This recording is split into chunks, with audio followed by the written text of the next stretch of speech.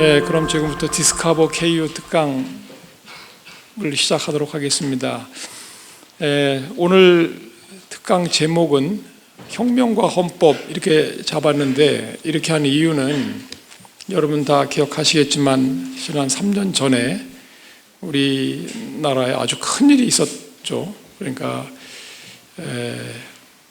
우리 대한민국의 역사를 통틀어서, 대한민국이라고 하면 이제 뭐 1919년 이후를 지칭하는 게 될 수 있으니까 한국이죠. 한국의 그 역사, 거의 반만년의 역사를 통틀어서 실제 권력을 장악하고 있는 사람을 국민이, 그러니까 아무 힘도 없는 국민이 그 봉기를 해서, 그 봉기가 어떤 뭐 그 폭력적인 그런 유혈 사태로 발전되는 것이 아니라 국가에 그 이미 다 규정되어 있는, 헌법과 법률에 규정되어 있는 그 법률과 절차에 따라서, 그죠? 차근차근히, 그죠? 진행이 돼서 그 결국은 집권자를 그 권좌에서 끌어내리는데 성공한 이런 사례는 뭐 외국에도 없어요. 그죠? 거의 없습니다. 이 3년 전에 있었던 그 10월 말부터 그 다음에 3월 중순까지 있었던, 그 다음에 이제 다시 대통령 선거를 해서 5월 초에 새 대통령을 뽑았죠. 새 정부를 구성하고. 이 사건을 과연 우리가 어떻게 명명할 수 있는가, 성격을 어떻게 지울 수 있는가에 대한 논란이 지금도 계속되고 있습니다. 전통적인 의미의 혁명의 개념에 과연 부합하느냐. 그래서 어떤 사람은 혁명이라 부르기 주저하고 있습니다. 또 혁명이라 불러서는 안 된다고 말하는 사람도 있고, 단순히 집회이거나 아니면 뭐 시위, 아니면 뭐라고 하나, 무슨 저 아주 그 상당히 좋게 보면 그냥 항쟁 뭐 이렇게 불러야지, 혁명이라는 이름까지는 너무 과하다, 이렇게 보는 견해들이 있습니다. 그런데 저는 어떻게 생각하냐면, 어쩌면 이 지난 3년 전에 있었던 이 촛불 집회 이 사건이 혁명의 개념을 바꿔야 될 만한 어떤 사건이 아니었을까 생각을 갖고 있습니다. 이것이 혁명이다 아니다 하는 판단할 때 흔히 이 봉기를 한 그 세력이 실제 권력을 장악했다든가, 아니면 이 혁명의 과정은 본래 불법적이고, 그죠? 그러니까 기존의 법 절차에 부합하지 않는 방식으로 진행되는 거다라든가, 아니면 심지어는 그 혁명의 특수성, 아주 특징적인 요소는 폭력이다, 그죠? 그리고 이런 게 다 결여되어 있다, 이렇게 주장하는 거죠. 그런데 그렇습니까? 전통적으로는 그렇게 이해되어 왔어요, 그죠? 혁명이라고 우리가 부를 때는 그것은 일단은 대규모의 대중의 운동이 있어야 됩니다. 대규모의 대중이 이제 거리로 나와야 돼요. 그죠? 대중적인 큰 운동이어야 되고, 두 번째는 시간적으로 아주 급격한 변화가 일어나야 됩니다. 세 번째는 그 변화가 아주 근본적이어야 돼요. 네 번째는 그게 그 법에 딱 맞는 기성의 법이라든지 기성의 그 상주적인 방식을 벗어난 것이어야 되고, 그 다음에 또 대부분의 경우에는 폭력적인 거, 내지는 또 유혈까지 동반하는 경우가 많았죠. 그래서 과거의 전통적인 혁명 개념은 그런 것들을 다 충족해야 한다고 불러왔던 겁니다. 근데 최근에 이 현대적인 그 새로운 그 혁명 이론을 연구하는 학자들에 따르면 그 전통적인 혁명 개념을 꼭 묵수적으로 우리가 지킬 필요는 없다는 생각이 들어요. 그렇지 않다는 생각이 들고, 우리가 금년도가 2019년 아닙니까? 100년 전 1919년에 우리 3.1운동도 사실은 살펴보면 그때 일부 폭력이 있긴 있었지만 대체적으로 아주 평화적으로 진행됐죠. 그리고 그때 우리가 독립까지는 이루지 못했지만 상해에 민주공화국 정부를 수립하지 않았습니까? 그렇게 보게 되면 혁명이라 부를 만한 충분한 그 실질적인 내용이 있어요. 이번 촛불 그 집회에 있었던 3년 전에 그 사건들을 보면 아주 전통적인 혁명 개념에서 보는 그런 건 없을지 모르지만, 그러나 그 실제 집권 세력을 붕괴시켰잖아요. 그리고 비록 평화적이고 또 민주적인 선거를 통한 것이긴 했지만 새로운 정부를 탄생시켰습니다. 그리고 그 안에 요구된 내용들은 아주 근본적인 거였어요. 그죠? 지금 제가 이렇게 돌이켜 보면 3.1운동 당시에 우리 한민족이 요구했던 사항이나 3년 전에 우리가 촛불혁명을 통해서 주장했던 내용이나 큰 차이가 없다는 생각이 듭니다.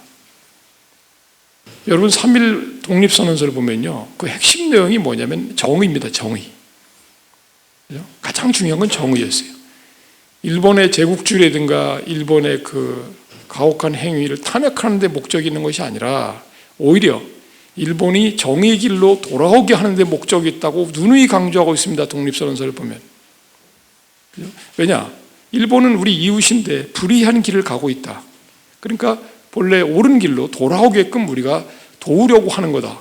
사실 그 식민지를 10년 정도 살은 나라 사람들이 쓴 글로는 정말 당당하기 그지없는 좋은 글입니다. 그리고 그 핵심은 결국 정의와 공정성 이런 걸 복구하자 이런 얘기죠.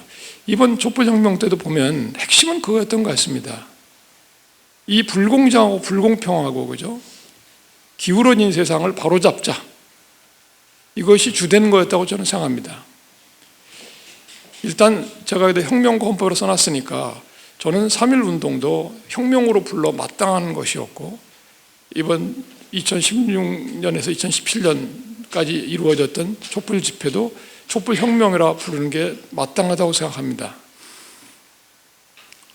사실 촛불혁명은 우리가 거슬러 올라가 보면 2014년 4월에 있었던 세월호 사건부터 출발이었죠.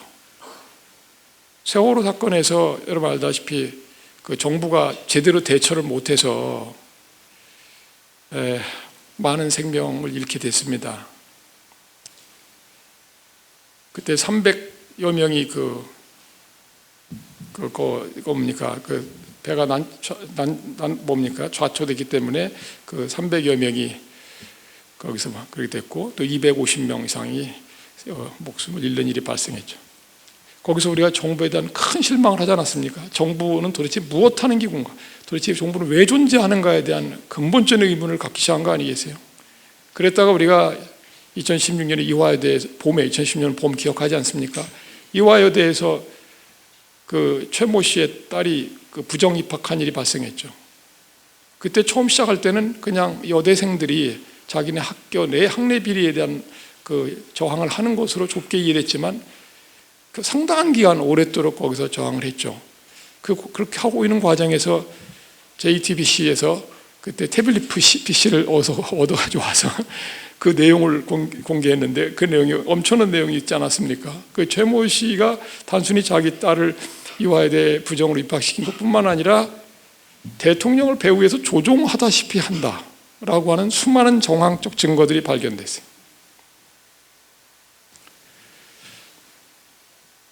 그 후에 이제 계속 많은 자료들이 쏟아지기 시작했습니다. 결론은 뭐였습니까? 우리가 알고 있던 그런 정부가 아니었던 거예요. 우리가 우리 헌법 시스템 내에서 우리 중에 어떤 사람을 선출해서 그에게 우리가 우리 공동체의 운명을 결정할 수 있도록 권한을 부여했죠.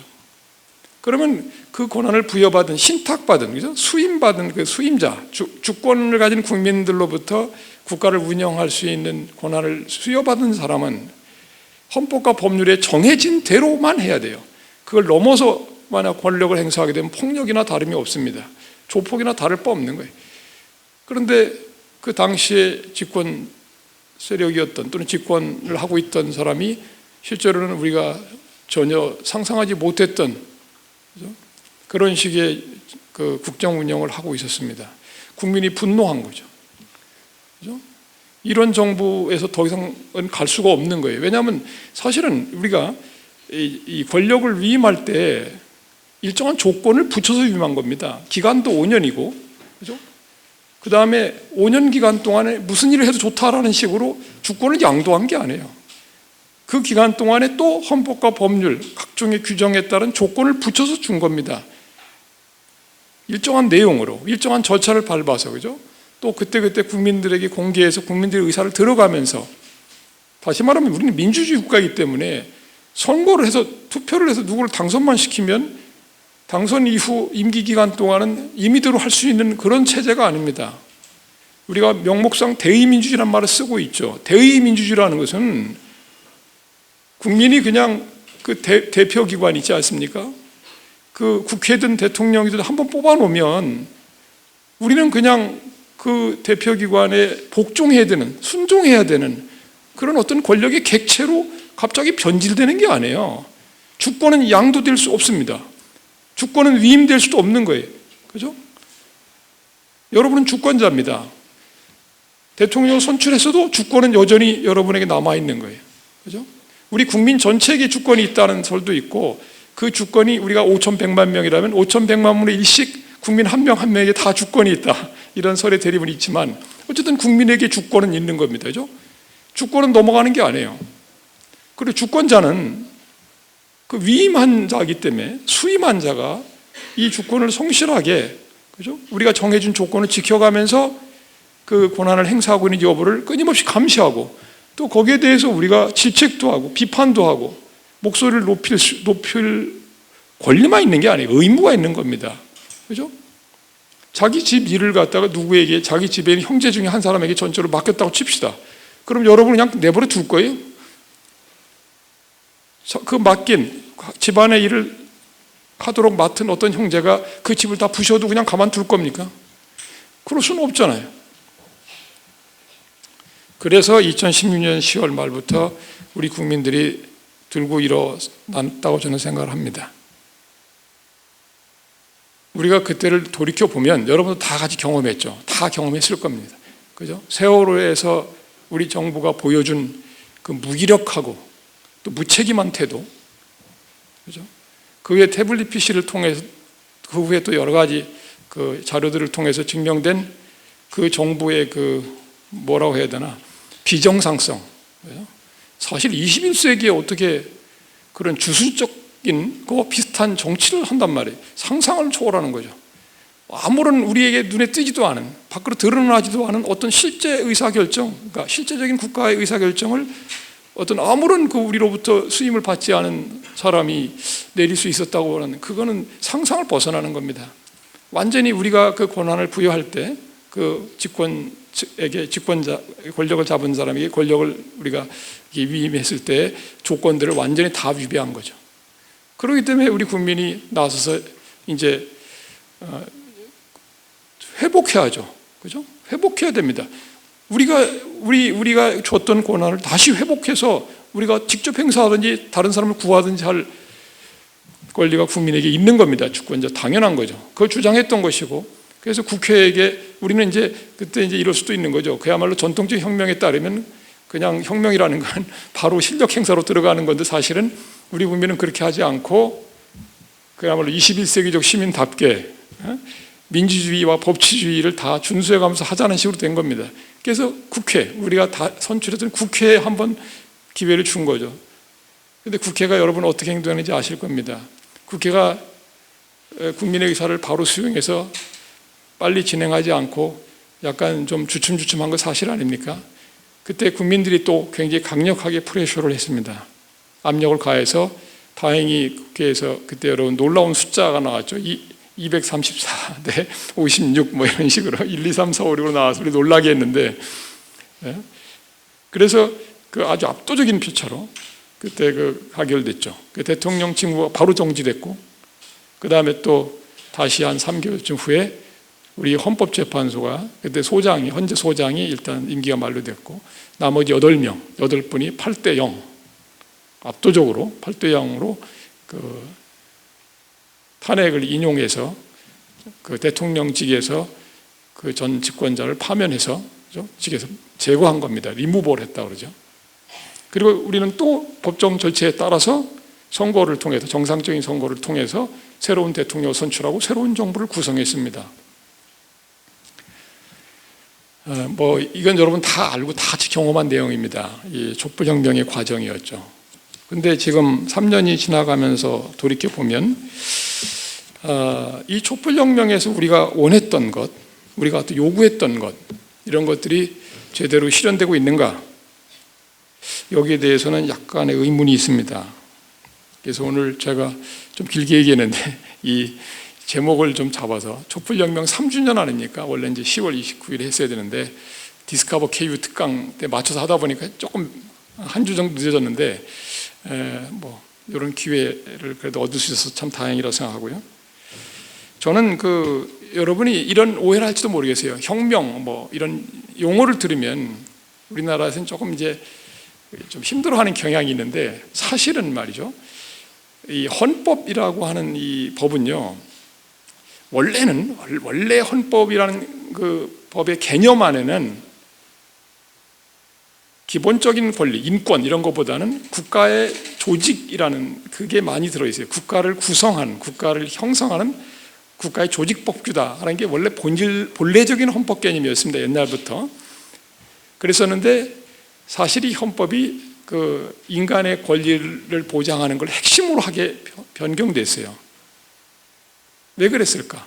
본래 헌법은 용어 자체가 constituire라고 하는 말은 원래 이게 조직한다, 구성한다는 뜻이죠. 그러니까 국가라고 하는 정치적 공동체를 구성하는 그 기본 헌장이 헌법이었던 겁니다. 그런데 이거는 이제 고유의 헌법이라고 부르기도 하고 또는 그 고전적인 헌법 개념이라고 부르기도 하는데요. 실제 우리가 지금 여러분이 대한민국 헌법할 때 듣는 그 헌법은요, 현대적인 헌법 개념입니다. 이 현대적인 헌법 개념의 특징은 국민 개개인의 존엄성과 자유와 평등, 그죠? 이러한 기본적 인권을 핵심으로 하고 그것을 제대로 보장해주기 위해서 국가를 조직하는 게, 권력을 분립시키고 뭐 이런 식으로, 이러한 근대적인 헌법 개념이 출현하게 된 것은 18세기 마지막 하반세기에 일어난 위대한 두 건의 시민혁명에서였습니다. 혁명이 헌법을 낳은 거예요. 애초부터. 프랑스에서 1789년 8월 26일에 인간과 시민의 권리 선언을 보면 그 제16조에 있습니다. 어떤 공동체건 그 공동체에서 기본권이 보장되어, 기본적인 인권이 보장되어 있고 또 권력이 분립되어 있고 그렇게 되어 있을 때만 헌법을 가진 것이지, 그죠? 인권이 보장되지 않고 권력이 분립되어 있지 않은 공동체는 헌법을 가졌다고 말할 수 없다고 선언하고 있습니다. 이것이 근대적인 헌법의 두 기둥이에요. 인권을 보장하고 권력을 분립한다. 그래서 뭡니까? 그 1789년에 이 프랑스에 있었던 이 인간과 시민의 권리 선거 대혁명이죠. 그 다음에 미국의 1776년 이후에, 미국은 1776년에 이제 독립혁명이 있었고 1787년, 8년, 뭐 9년 요때 그 미국 헌법이 만들어져요. 87년 이때. 근데 미국의 독립혁명과 프랑스의 시민혁명 둘 다 근대적인, 아주 우리가 잘 알려진 혁명이죠. 이 혁명에서 근대적인 헌법이 처음 탄생했다. 그리고 이 프랑스와 미국의 이 헌법이 전 세계로 퍼져나간 겁니다. 특히 프랑스의 그 혁명 정신을 담고 있는 헌법적인 내용들이 전 세계로 전파된 거예요. 한국의 경우에도 보면 결국은 그 대한제국 말기에 미국을 통해서 프랑스와 미국의 그 헌법 정신이 많이 수입됐습니다. 우리나라 헌법의 뿌리를 내려가 봐도 결국은 1789년의 프랑스 혁명이나 1776년의 미국 혁명에 이를 겁니다. 우리가 알고 있는 이 자유주의적 입헌주의의 뿌리가 근대적 시민혁명이에요. 그러니까 우리가 그 1917년, 18년 뭡니까? 러시아의 볼셰비키 혁명이라든지 볼셰비키 헌법이라든지 이런 거, 또는 우리 공산주의자들이 말하는 그 폭력혁명 뭐 이런 노선 이런 거 있지 않습니까? 이런 것 때문에 너무 오랜 세월 동안 혁명이라는 단어 자체에 대해서 뭔가 알레르기 반응을 보이는 경향이 있는데 전혀 안 맞는다. 그러니까 그 혁명도 뭐 다양한 종류들이 있지 않습니까? 역사적으로 보면 굉장히 다양한 그 지역에서, 다양한 국가에서 다양한 형식의 혁명들이 있었습니다. 근데 우리 헌법을 이야기할 때는 이 자유주의적인 시민혁명을 빼놓고는 말할 수가 없어요. 그런데 이 미국하고 프랑스에서 이 혁명이 자유주의적 입헌주의의 뿌리가 되었다고 하는데 결국 그 혁명을 통해서 새로운 헌법이 제정되게 된 겁니다. 즉 혁명은 헌법의 모멘텀이라고 볼 수 있습니다. 헌법을 제정하게 만드는 중요한 계기가 되는 거죠. 그리고 아래로부터 위에 권력을 가진 자에 대항해서 일어난 혁명, 그죠? 이 혁명은 민주주의 헌법을 만드는 모태가 되죠. 그런데 우리가 역사를 돌이켜 보면요, 이 혁명적 사건이 일어났다고 해서 반드시 민주적인 헌법이 규결되는 건 아닙니다. 뭐 멀리 갈 것도 없어요. 가깝게 우리 2010년대에 발생한 아랍의 여러 국가의 혁명들이 있었죠. 그 나라들 중에 민주주의 헌법으로 규결을 맺은 나라는 튀니지 외에는 없습니다. 3년 전에 촛불혁명을 통해서 우리가 이제 두 단계까지 전진한 거죠. 첫 번째 단계는 그 기성의 권력의 잘못을 우리가 발견해서 그걸 물러나게 하는 게 하나 있고, 그 다음에 두 번째 단계는 그 국가는 계속 운영되어야 되기 때문에 국정을 운영할 담당자를 교체해서 새로 구성하는 게 있죠. 근데 그것은 근본적인 해결이 안 되는 거죠. 더 근본적인 것은 구질서를 폐지하고 신질서를 수립해야 되는 거죠. 혁명이 혁명이라는 이름에 딱 부합하려면 구질서로부터의 단절, 그리고 뉴 비기닝이죠. 새로운 시작. 이것을 확실하게 하기 위한 어떤 구체화가 필요하다는 생각이 드는데 그게 이루어졌느냐? 어떤 학자들은 이렇게 말합니다. 헌법을 제정하게 되면 결국 혁명을 통해 분출된, 그죠? 어떤 것에도 구속되지 않은 의지, 그죠? 헌법 제정 권력자의 의지와 같은 것들이 헌법에 파묻히고 만다. 그래서 심지어 어떤 사람은 헌법은 혁명의 무덤이다, 뭐 이런 사람도 있어요. 근데 저는 그렇게 생각하지 않습니다. 오히려 반대로 생각해야 되지 않느냐. 혁명을 통해서 분출된 국민, 즉 헌법 제정 권력자의 그 민주적 의지, 그죠? 국민의 의사, 그것이 헌법 안에 내장되어야 되지 않는가.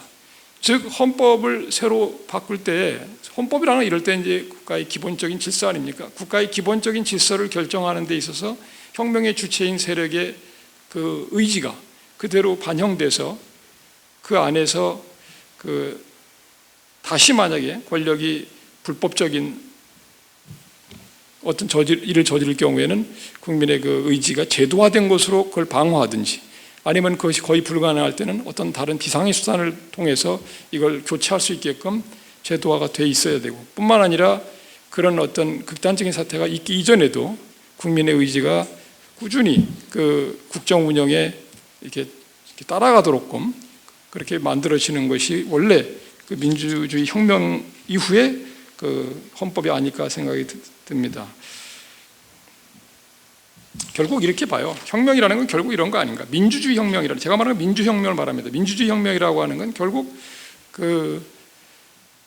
이제 국민이 국가 권력을 조직했다 하더라도 그 국가 권력이 국민의 신탁, 국민의 수임의 범위를 벗어나서 독립되고 그 국가 권력이 국민을 억압하기 시작할 때, 그렇죠? 그러면 국민은 본래의 상태를 회복하기 위해서 다시 국가로부터 국민이 독립한다. 그래서 국민이 주권을 회복해서 주권자로서 행동한다. 저는 이게 혁명이라고 생각해요. 그죠? 애초에 최초의 민주주의 혁명은 뭐였겠습니까? 절대적인 전제군주제가 시행되고 있었고, 군주가 국민을 갖다 신민으로서 대우했죠. 자기들이 일방적으로 지휘하고 명령하고 복종만 요구했지 않습니까? 그러니까 이 복종자로서의 지위죠, 또는 신민, 또는 뭐 어떻게 말하면 거의 노예적인 지위에서 자기의 주인인 국가 권력, 군주 권력에 대항해서 이걸 뒤집어 버린 거 아닙니까? 즉 주종의 위치를 뒤집어 버린 거예요. 민주적인 시민혁명을 통해서 국민이 주인이 되고 오히려 국가 권력이 그 국민에게 봉사하는 하인이 된 거죠. 처럼 똑같은 논리라고 생각이 됩니다. 만약에 우리가 형식적인 민주주의를 확보해서, 우리가 1987년에 형식적인 민주주의를 확보했어요. 그죠? 선거는 합니다. 권력자는 교체는 돼요. 그런데 실질은 지금 아직 불완전한 것 같이 보이는데, 어찌됐든 형식적으로나마 선거를 통해서 권력자를 선출했으면 그 권력자는 우리의 시스템대로 국정을 운영해야 되는 겁니다. 그러니까 이 시스템을 벗어나서 국민을 오히려 종으로 만들려고 하면, 그죠? 국민이 주고 국가 권력이 종인데 거꾸로 국가 권력이 주가 되고 국민이 종이 되는 관계로 돌아간다면 그것은 민주적 혁명 이전의 관계랑 다를 바가 뭐가 있어요? 그러니까 그럴 때는 당연히 다시 우리가 그 권력을 우리가 준 게 아니기 때문에 복종할 필요가 없는 겁니다. 복종의 의무는 해제되는 거예요, 이제. 그죠? 해제돼 버리고 다시 우리는 주인의 위치에 와서 우리가 다시 조직할 수밖에 없는 거지. 그렇기 때문에 옛날에 전통적인 혁명 개념은 어떠한 현행법, 기성의 법에 따를 필요도 없는 거고 그 수단 방법에도 별로 가릴 필요가 없다고 됐던 겁니다.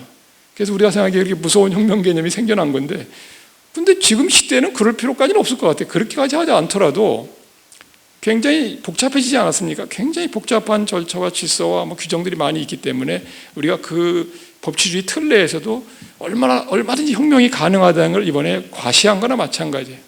그렇지 않습니까? 아마 전 세계에서도 한국의 사례를, 이 모범적 사례를 좀 배워야 될까, 이런 생각이 좀 듭니다. 그런데 자, 이 촛불혁명 얘기를 쭉 했는데, 우리나라 역사를 보면요, 좀 돌아봅시다. 조금만 더 뒤로 가보면 우리 한국의 헌법사를 쭉 돌이켜보면 여러분 알다시피 대한민국이라는 나라가 처음 이제 건립된 건 1919년 아닙니까? 1919 이제 한반도 땅에서는 3.1운동이 일어났고 그 3.1운동의 결과로 그 3.1 독립선언서의 정신, 그 당시까지의 여러 국민들의 의사를 모아서 상해에서 임시정부를 수립했죠. 근데 그 임시정부의 헌법이었던 임시헌장이나 그해 4월 11일에 나왔어요. 그 다음에 9월 11일에 그 임시헌법을 보면요, 그 내용이 어떻게 되어 있냐면 김인년 3월 달에, 그러니까 3월 1일에 전 민족이 봉기에서 그 외쳤던, 그죠? 그 사람들의 목소리를 다 수렴해서, 그죠? 거기서 정당성을 확보해서 새로운 국가를 수립하고 새로운 헌법을 만든다고 선언하고 있습니다. 그죠? 3.1운동 이런 중대한 의미가 있어요. 그죠? 우리 한민족의 의사를 모아서 대한민국이라는 국가를 건국했고 대한민국의 기초적인 헌장으로 헌법을 만든 겁니다. 최초의 우리의 자유주의적인 근대적 입헌주의 헌법이죠. 그런데 지금 돌이켜보면 그 뜻은 상당히 좋은데 실제 그 헌법을 만드는 과정에 참여한 사람은 누구죠? 그야말로 몇십 명 안 되는 사람들이 상해에서 임시의정원이라는 의회를 만드는 어떤 조그만 집에서 그냥 한 거 아닙니까? 몇 사람이 한 거예요, 거의 실질적으로는. 그 다음에 우리가 또 자랑스럽게 생각하는 혁명이 또 한 번 있었습니다. 그는 우리가 이제 광복 후에, 모르겠어요, 이 1945년 광복에 대한 뭐 어떤 이름을 붙일지 모르겠지만 1945년에 광복 후에 우리 헌법을 만들 때에는 물론 임시정부 헌법을 많이 본딴 거예요. 여러분 우리 그 대한민국 헌법의 전문이라든가 구성이라든가 내용이 상당히 많은 부분이 임시정부 헌법에서 그대로 가져온 겁니다. 사실 1919년 헌법이 지금까지 계승되어 오고 있어요. 핵심은 그렇습니다. 그런데 하여튼 그 광복 이후에 헌법을 제정할 때에도 사실은 그때 선출되어 온 재헌국회의 국회의원들이 내부적인 토론을 거쳐서 만들어진 겁니다. 그런데 그 토론 내용이나 또는 초안을 만드는 과정을 쭉 보면 일반 국민의 참여는 없었어요, 사실은. 그러다가 첫 정부였던 이승만 정부가 권력을 계속 연장해 가면서 독재를 했습니다. 여러분 알다시피 우리 고려대학교도 거기에 그야말로 명예롭게 참여했던 1960년 4월 혁명 있죠, 학생혁명. 그 4월 학생혁명을 통해서 이승만 정권이 붕괴되는데 실제로 그 붕괴된 이후에 새로운 헌법을 만드는 작업을 하려고 했어요. 그 작업은 어떻게 했습니까? 선총선 후개헌이냐 선개헌 후총선이냐는 논쟁이 있었어요. 그죠? 그 당시 국회는 주로 그 이승만 씨를 지지했던 많은 그 국회의원들이 있었기 때문에 다시 총선은 새로 국회를 구성해서 헌법을 만드는 게 더 좋지 않느냐, 그렇지 않겠습니까? 그런데 그런 여러 가지 여건이나 사정을 고려했을 때 먼저 헌법을 고쳐놓고 국회를 해산한 다음에 다시 총선하자, 이런 주장이 더 힘을 얻어서 결국은 기성의 국회에서 헌법을 만들었어요. 좀 문제가 있어 보이죠, 그죠? 그때 4월 혁명을 일으킨 주체가 참여해서 헌법을 만든 게 아니고 그 이승만 독재 정부가 움직이는데, 운영되는 데 있어서 거기 같이 권력에 동참했던 그런 의회가 맡아서 한 게 된 거죠. 물론 뭐 자유당도 없어지고 국회 내에 뭐 그런 건 없었지만 그래도 국민의 참여가 여전히 없었습니다.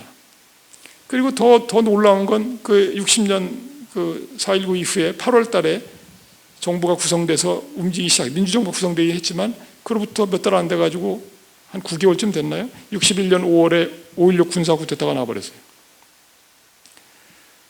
그러니 60년 그 4월 혁명 이후에 헌법은 그냥 없어졌습니다. 없어져 버리고 그 후로 여러분 알다시피 61년 5.16 때부터 시작해서 그 93년 2월 김영삼 씨가 문민정부를 수립할 때까지 무려 32년 동안 군부 권위주의 정권이 계속됐습니다. 우리 한국 헌정의 암흑기예요. 물론 이 시기에 5.16도 혁명이라 부르고, 그죠? 그런 사람들이 있어요. 거기다 이름을 막 붙이는 거죠. 그거는 그냥 참칭인 거지. 그 혁명이라고 할 수가 없는 거예요. 그리고 그동안에 72년도 10월 17일 날 그 궁정 쿠데타죠. 자기 쿠데타. 대통령이 스스로 쿠데타를 일으켜서 권력을 확장하고 강화시켰던 유신 사태가 있었고, 80년에 5.17 군부 쿠데타가 있죠. 5.17 내란, 5.18 내란 이렇게 말하는 12.12의 군사 반란이 있었고 5.18 내란까지 있었죠. 이 군부 독재 시대의 32년 동안에 우리나라 헌정은 거의 중단됐었습니다. 그게 옳은 거라고 봐야 돼요.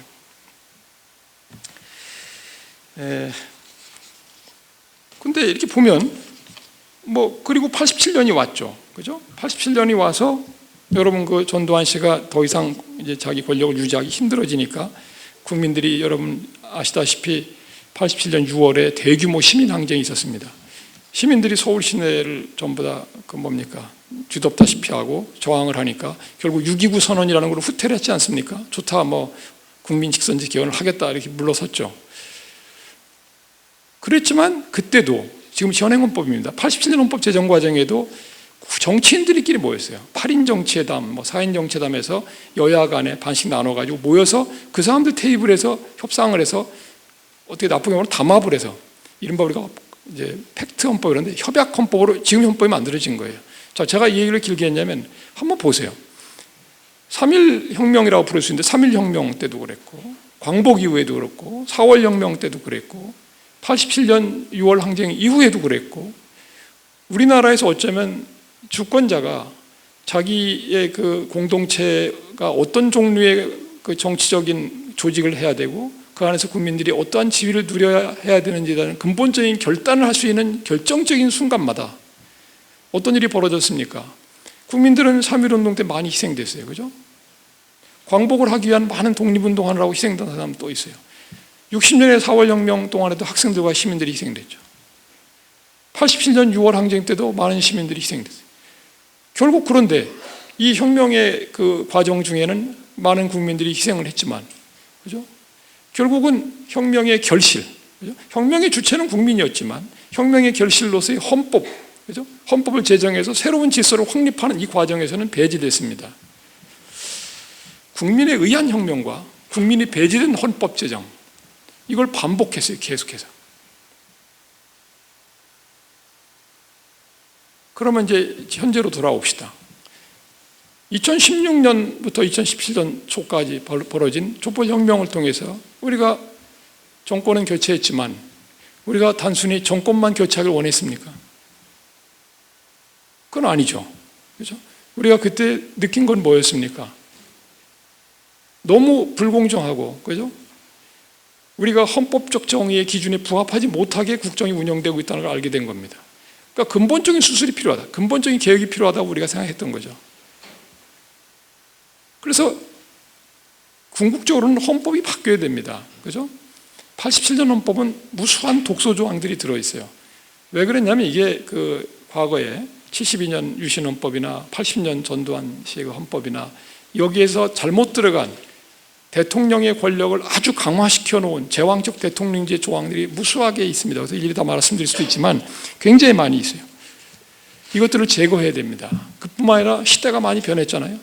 이 과학기술도 많이 발전했고 통신기술이나 매스컴 수단도 많이 발전했고 과거에는 상상하지 못했던 많은 지금 그 상황의 변경이 있습니다. 사정 변경이 있기 때문에 이런 걸 반영해 줄 필요가 있어요. 또 국민도 많이 변했습니다. 여러분은 제가 자주 강조하지만 과거의 국민이 아니에요. 여러분 정말 새로운 국민입니다. 그죠? 새로운 세대의 새로운 국민이에요. 단순히 세대가 다른 것이 아니라 세계가 다른 국민입니다. 여러분은 저는 어떤 생각하냐면 지금 새로운 세대, 옛날 세대와 새로운 세대의 갈등이 문제가 아니고 세계가 다른 두 개의 그러니까 다른 세계를 갖고 있는 두 개의 이 충돌이 되고 있다고 저는 봐요. 그러면 미래는 여러분의 것이기 때문에 여러분의 세계를 여러분이 구성할 권리가 있다는 저는 생각합니다. 그래서 사실은 촛불혁명 이후에 헌법 제정 과정에서는, 헌법 재개정 과정에서는 그 촛불혁명의 주체였던 이 세대가 참여해야 된다, 했어야 한다 생각하는데, 사실 여러분 알다시피 어떻게 진행됐습니까? 그 후에 헌법 개정 과정은 사실은 공론화 과정을 제대로 밟지 않았어요, 그죠? 하는 척은 했습니다. 그래도 하는 척은 좀 했고, 근데 실제로 정상적으로 여러분의 의사를 다 수렴하는 과정을 거치지 않았고, 정부에서 만든 개헌안을 만들어서 그거를 기억하는데 좀 제가 생생하게 세 파트로 나눠서 기자회견을 하고 국민에게 홍보를 했죠. 그래놓고 나중에 알고 보니까 그 개헌을 위한 국민투표법의 어떤 조항이 헌법재판소에서 위헌 선언이 되어 있는데 그 조항을 아직도 개정하지 않고 있었기 때문에 절차를 밟을 수가 없었어요. 그래서 허무하게도 그 헌법 개정 절차가 중단된 겁니다. 이것도 약간 너무 어이가 없죠. 그렇게 중요한 일을 하는데 절차를 제대로 확인도 해보지 않고 내용도 국민들의 의견을 충분히 수렴하지도 않은 상태에서 헌법 개정에 덜컥 나섰다가 그냥 흐지부지 된 겁니다.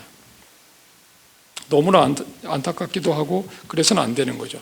헌법을 제정하고 개정하는 과정에 국민이 참여하게 되면 국민들은 그 과정을 통해서 헌법의 주인이라는 의식을 강하게 갖게 돼 있고, 또 자기가 헌법 제정 과정에 참여했기 때문에 헌법이 유효하게 잘 실천되고 집행되는 데 힘이 돼요. 그리고 헌법의 내용을 국민들이 알게 됩니다. 이제 자세하게. 그죠? 자기는 이 국가의 무엇이며 누구이며, 그죠? 무엇을 할 수 있으며, 그죠? 국가에 뭘 요구할 수 있으며, 이런 것들을 다 공부하게 되죠. 굉장히 좋은 찬스였는데, 사실 남아공에서 헌법을 만들 때, 아파테이드를 끝내고서 새로 헌법을 만들 때 그 남아공은 이제 백인들이 주로 권력을 장악해서 자기들의 유리하게 정책을 해왔기 때문에 거기 다수, 아주 압도적 다수의 흑인들은 배제되어 있었습니다. 문맹이 엄청 많았어요.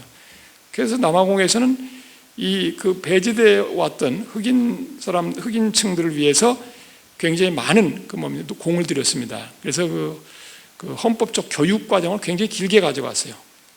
잘 이해할 수 없는 사람들 위해서는 만화책도 나눠주고 막 이런 식으로. 그리고 굉장히 지역별로 활발한 토론을 했습니다. 그래서 성공적으로 사실 헌법을 만들었다는 얘기 듣고 있죠. 그래서 우리도 그런 과정을 밟았으면 했는데 그걸 제대로 못했습니다. 우리는 이제 우리나라에서는 지금 보면요, 어떤 의미에서는 선거가 5년 임기 동안 주권을 대통령에게 양도하는 의식처럼 변질되고 있다고 해도 과언이 아닐 정도가 됐습니다. 민주주의를 해도 겨우 선거 민주주의를 하고 있어요. 이 함정에 우리 한국의 민주주의가 빠져 있다, 이런 생각이 듭니다. 우리가 이제 72년 유신헌법 때 대통령 선출권을 뺏겼어요. 평화통일주체 국민회의라고 하는 어떤 기구로 주권을 양도하는 식으로 그렇게 됐습니다.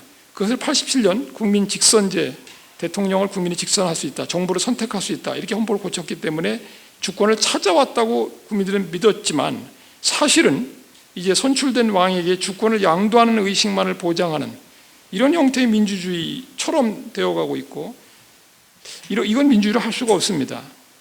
국민들은 지금 민주주의 관점에서 매우 불완전한 헌법화에 역시 매우 미숙한 민주주의 의식을 가진 정치 지도자들을 머리에 이고 살고 있다는 생각이 듭니다. 요컨대 예속을 강요하는 제왕적 대통령제로 인해서 국민들은 신민으로부터 국민회로의 길을 봉쇄당하고 있다. 이것을 우리가 이해해야 될 겁니다.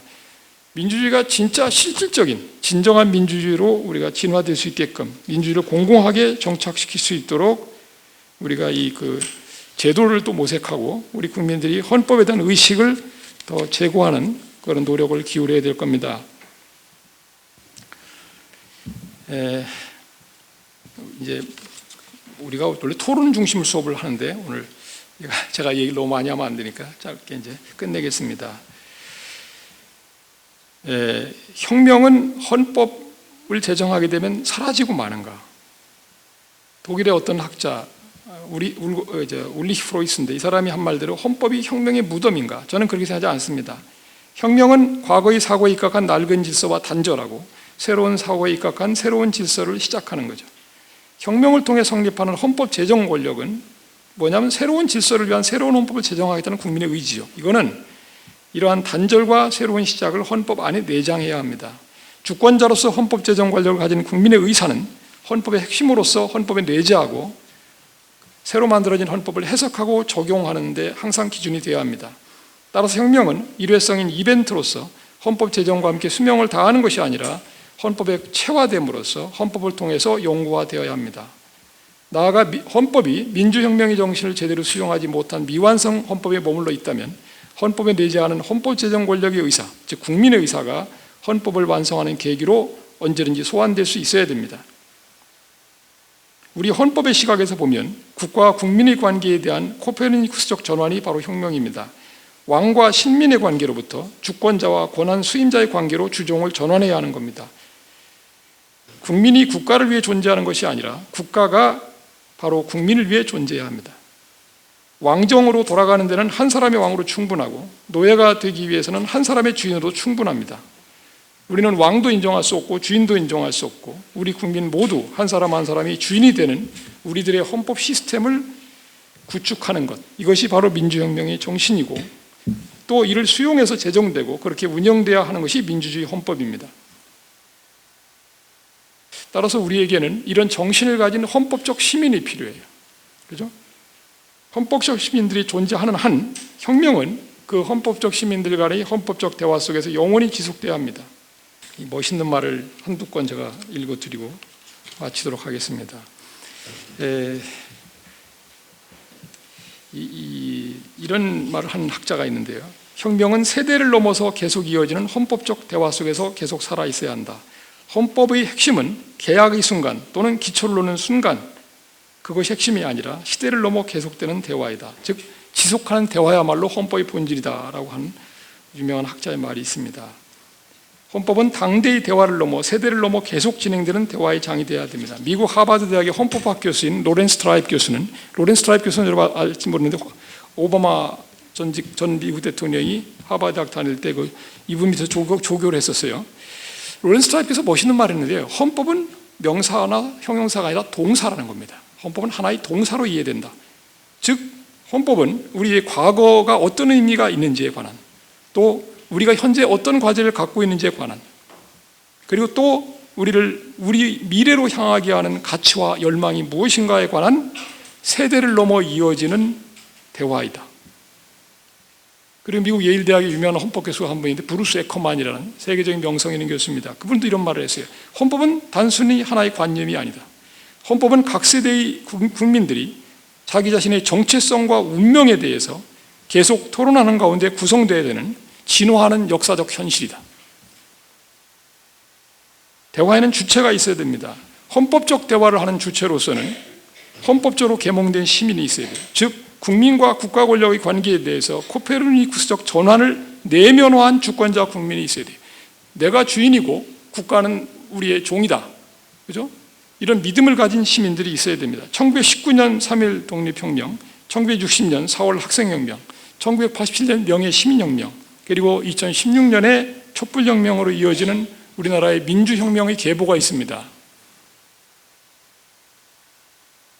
이 혁명을 완성하고 지켜내려면 민주주의 헌법을 제정하든지 아니면 현행 헌법 하에서라도 그 헌법이 실질적으로 민주적으로 운영되도록 우리가 만들어야 됩니다. 그렇게 하기 위해서는 헌법적 시민이 필요하고 그 헌법적 시민을 계속 만들어내기 위해서 우리가 헌법적인 시민교육을 계속해서 해나가야만 됩니다. 사실 독일은요, 2차 대전 이후에 나치스 체제가 붕괴된 이후에 시민교육센터를 국가가 만듭니다. 수도에도 만들고 각지에 만들어요. 그 다음에 여러분 1989년 베를린 장벽이 붕괴되고 1990년 통일됐을 때 독일 정부가 한 일이, 제일 먼저 한 일이 뭐냐면 동독에서의 그 공산주의의 권력 폭력적 지배의 기업의 보존, 그것의 전승이라는 중요한 목표를 세우고 실제로 그 동독에 있는 모든 주에도 다 시민교육센터를 만들었고 각종의 박물관이나 무슨 도서관이나 그 다음에 거기는 유적을 보존하기 위한 노력을 많이 기울였습니다. 왜 그랬을까요? 과거로부터 배우지 못하는 자는 그 과거를 반드시 되풀이한다는 말이 있습니다. 조지 산타나라는 철학자의 말인데, 되풀이되는 과거는 과거에, 지난 과거에 발생했던 그 고통보다 더 심한, 더 가혹한 형태로 반복되는 법이다, 이런 말도 했습니다. 우리 역사를 보면 저는 이렇게 생각해요. 우리가 경제적 성공만 한 나라가 아니고 5,000년 가까운 긴 세월 전제 왕정에 시달리던 사람들이, 그냥 남의 백성으로만 살아온 사람들이 놀랍게도, 그죠? 저 1919년에 전체 민족이 전 세계적으로 들고 일어나서 아주 평화적으로 폭력을 쓰지 않고, 그죠? 무저항, 무폭력, 그죠? 그런 혁명 운동을 일으킨 거죠. 그래서 자신의 힘으로 민주공화국을 수립한 겁니다. 자기 영토는 군국주의 세력에 강점되어 있으니까 자기 영토에서 못하고 다른 나라에 가서 초라하기 시작은 했지만 얼마나 엄청난 겁니까? 따지고 보면 정말 큰 혁명적 사건이죠. 그리고 해방된 이후에 고국에 돌아와서 우리가 정부를 수립했지만 그 정부를 맡고 있는 사람이 독재를 하니까 그 독재를 용납할 수 없어서 우리가 또 일어나서 그 독재를 붕괴시킨 겁니다. 다시 이 민주혁명 이후에 세운 정부가 운영도 제대로 해보기 전에 군인들이 등장해서 이 정부를 붕괴시키고 30년을 지배했어요. 우리 국민이 꾸준히 저항했습니다. 꾸준히 저항했지만 계속됐는데 결국 30년 만에 다시 국민들이 들고 일어나서 군부 세력을 밀어낸 겁니다. 그렇게 얻은 민주정부고 우리 헌법이고, 그죠? 민주주의입니다. 그래서 근데 다시 또 유감스럽게 87년에 새 헌법 이후에 또 30년 만에 또 우리가 또 후퇴할 뻔했어요. 민주주의가 또 후퇴하고 있었죠. 거기서 우리가 또 다시 들고 일어나 민주를 또 회복한 거나 마찬가지입니다. 근데 이 촛불혁명은요, 우리 아주 의미심장한 게 왜 그러냐면 전 세계적으로 2005, 6년부터 그때까지 계속해서 전 세계 민주주의가 후퇴하고 있습니다. 지금도 그래요. 여러분 알다시피 내셔널리즘이나 포퓰리즘이나 이런 것들, 또 오소리테리언이죠, 권위주의라든가 이런 것들이 전 세계에 팽배하고 있습니다.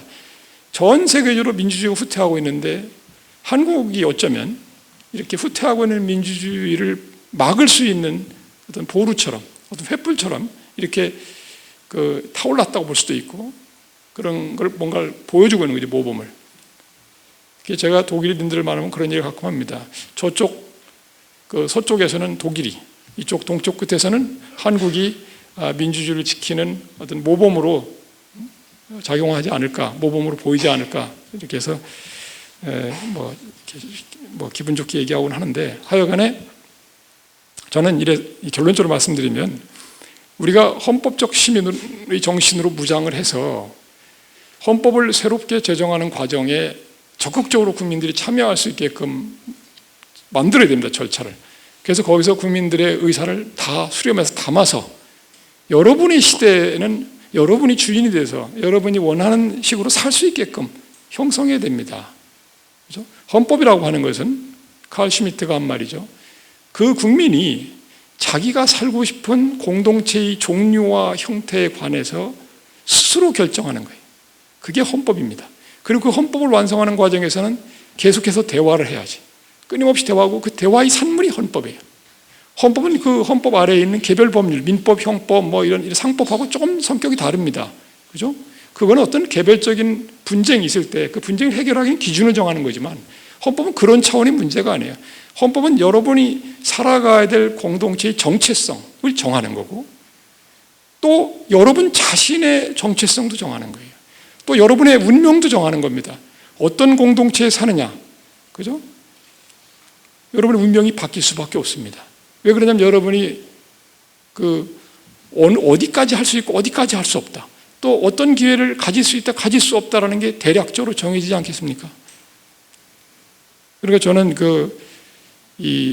지금 촛불혁명이 3년이 돼가고 있는데, 이 촛불 혁명 과정에서 국민들이 희망했던, 그리고 요구했던 사항들이 결실을 충분히 맺지 못하고 지지부진한 상태로 이렇게 시간이 흘러가는 걸 매우 안타깝게 생각하고, 우리 좀 어떤 방식으로든 간에 국민들이 더 많은 목소리를 내서, 그죠?